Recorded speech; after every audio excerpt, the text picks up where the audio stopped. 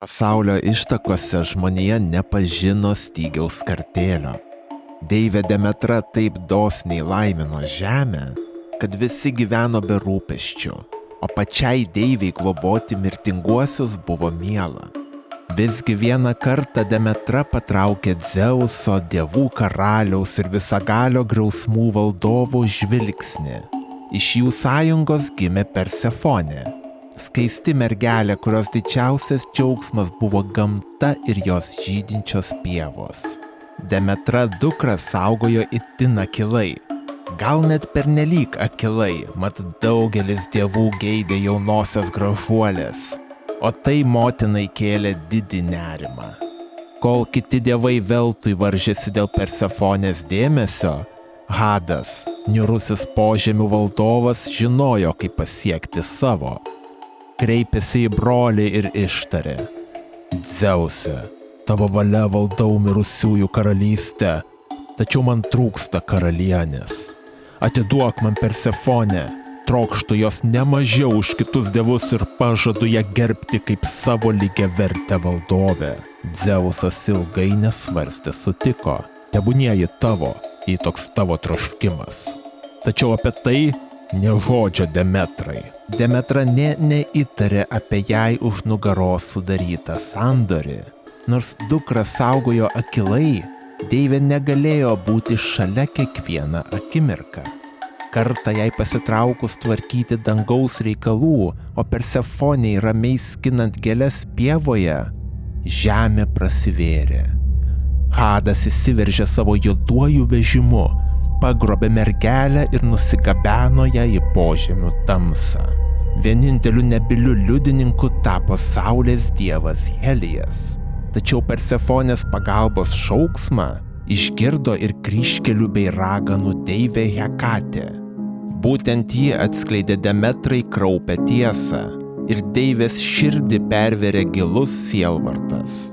Drauge su Hekate Demetra leidosi į varginančias paieškas, tačiau žemė saugojo savo paslaptį, jokių pėdsakų rasti nepavyko. Galiausiai jos priėjo saulės dievą Heliją. Tu regi viską, kas vyksta po šiuo skliautu, kreipėsi į jį Demetra. Sakyk, kur dingo manoji Persefonė? Helijas atsiduso. Mačiau aš viską, tačiau pakeisti nieko negaliu nei aš, nei tu. Dievų karalius Dzeusas atidavė tavo dukrą Hadui ir šis nusigabeno ją į savo tamsiąją karalystę. Tokia aukščiausioji valia.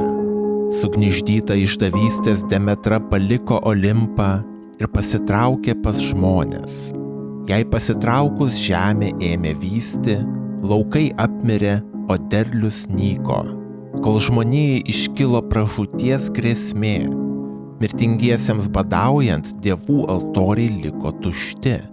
Nepatiko tai Dzeusui, tad jis pasiuntė vaivorykštės deivę Iridę ieškoti Demetros ir įtikinti ją grįžti į Olimpą. Iridės pastangos buvo bevaisės, kaip ir kitų dievų, kuriuos siuntė Dzeusas. Demetros užsispyrimas buvo nepalaužiamas. Galiausiai Dzeusas turėjo nusileisti ir kreipėsi į Hermį, pirklių bei vagių dievą ir kitų dievų pasiuntinį. Nusileiskit tamsųjį Tartarą ir įtikink Hadą grąžinti Persefonę.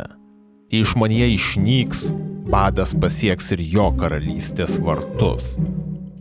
Hermis pasiekė mirusiųjų pasaulį ir perdavė aukščiausiąją valią. Hadas, nedrįsdamas prieštarauti broliui, sutiko, tačiau prieš išleisdamas Persefonę, klastingai įdavė jai granato vaisių. Demetros džiaugsmas išvydus dukrą buvo beribis, tačiau jį greitai aptemdė nuojauta. Sužinojusi, kad Persefonė paragavo granato sėklų, motina apstulbo. Kodėl tai padarei? Juk kiekvienas paragavęs Tartaro vaisių lieka amžiams saistomas su šešėlių karalystė. Persefonė sumelavo, esą Hadas ją privertęs jėga. Tik dievai težino tikrąją tiesą. Galbūt jai patiko būti požemių karalienė, o gal ji tiesiog pabūgo motinos rūstybės. Sužinojęs apie tai, Dzeusas priėmė galutinį sprendimą. 9 mėnesius Persefonė praleis Olimpe, o likusius 3 valdys Tartarą šalia Hado. Nuo tada 9 mėnesius Demetra džiūgauja kartu su dukra, o žemė mirtingiesiems dovanoja gausų derlių.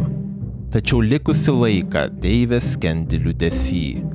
Tuomet pasaulį sukausto žiema ir visa žmonija kartu su Demetra laukia sugrįžtančios Persefonės, o su ja ir palaimingo pavasario.